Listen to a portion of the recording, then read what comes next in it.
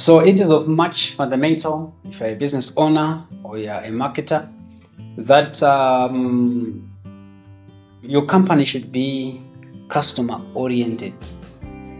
And in order for the companies nowadays to succeed, they need to develop a culture of customer orientation, right?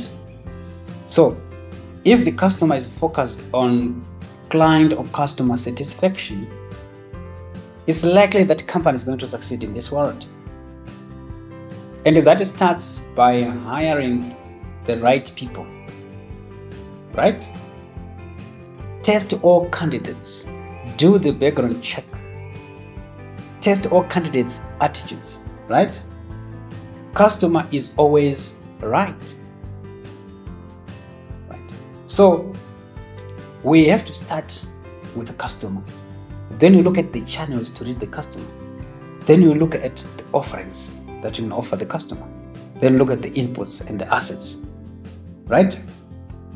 So it's no longer always starting with channels. We have to start with the customer, right? So that's customer orientation.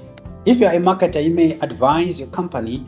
If you see that your company is only focused on the products or services, they are neglecting the customer, you have to make sure as a marketer, your company is customer orientation. If you need long-term sustainability as a company in this digital world.